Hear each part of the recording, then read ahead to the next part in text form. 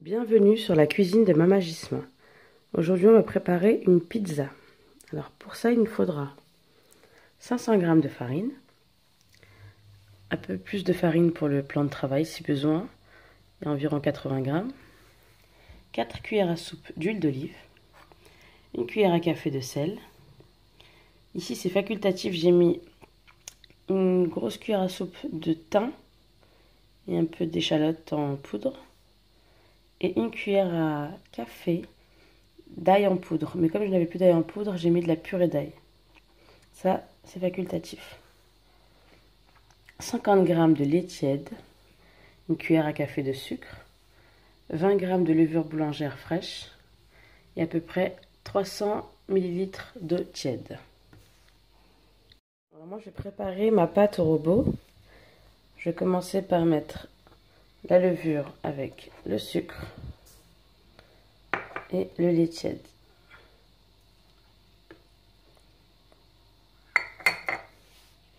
Je mélange et je laisse reposer. Dans le bol du robot, je vais mettre la farine, l'huile d'olive,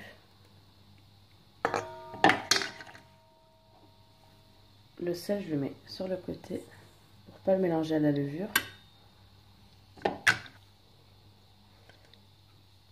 Le thym et l'ail. Maintenant, je vais mettre ma levure et je vais ajouter l'eau petit à petit.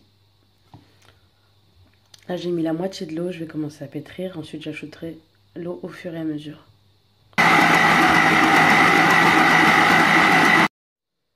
Voilà, ma pâte est prête. On n'hésite pas à ajouter de la farine si besoin ou de l'eau pendant le pétrissage. Mais elle est bien molle, elle est légèrement collante. Là, je vais la laisser reposer, je vais couvrir et je vais laisser reposer à peu près 1 heure pour commencer. Alors, avec cette pâte, ça nous fait soit 2 grandes pizzas, soit 10 mini pizzas. En attendant, j'ai pris 2 plaques que j'ai badigeonnées avec de l'huile d'olive et que j'ai farinées légèrement. Et pour la garniture, je vais faire une pizza fermière avec une base crème fraîche, des dés de poulet, du fromage râpé, des tranches de mozzarella, des dés de pommes de terre qui sont déjà cuites, des champignons, des olives noires et j'ai ajouté un oignon en lamelles que j'ai fait revenir dans un peu d'huile.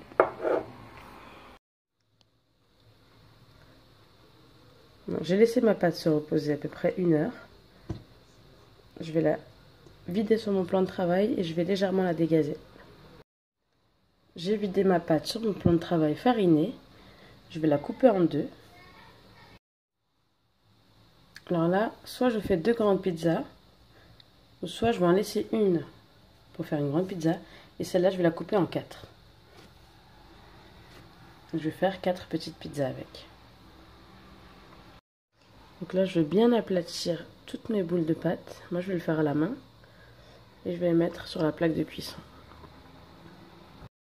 Voilà, j'ai bien étalé ma pâte. Je l'ai étalée directement sur la plaque.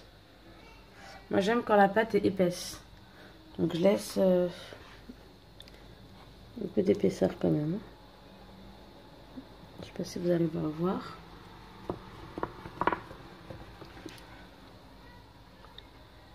Là, je vais badigeonner le dessus avec un petit peu d'huile d'olive, légèrement. Je vais couvrir et je vais laisser gonfler encore 20 minutes. Une fois que la pâte a bien reposé, je vais commencer à mettre la garniture. Je vais d'abord étaler une cuillère de crème fraîche sur la pizza. Je vais en mettre un peu plus sur la grande. Et on étale, on fait une couche. Une fois que j'ai mis la crème fraîche, je commence à garnir. Je vais mettre d'abord un peu de fromage râpé. Alors, j'ai mis le fromage râpé, les blancs de poulet, des champignons, des dés de pommes de terre. Ce qui est bien quand on fait des petites, c'est qu'on met en fonction des goûts de chacun. Parce que les enfants, ils sont pas trop fans des champignons. Donc du coup, chacun ses pizzas. Là, je vais mettre pour la grande pizza les oignons.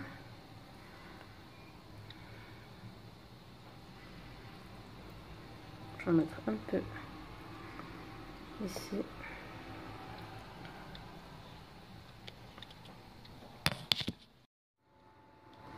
Voilà, j'ai tout mis, j'ai ajouté les oignons, la mozzarella, les olives. Maintenant je vais préchauffer mon four à 200 degrés et je vais mettre les pizzas pendant 20 minutes. Les premières pizzas ont cuit à peu près 13-14 minutes à 200 degrés. Voilà, la pizza est prête, la plus grande. J'espère que cette recette vous a plu. Si c'est le cas, cliquez j'aime et partagez la vidéo.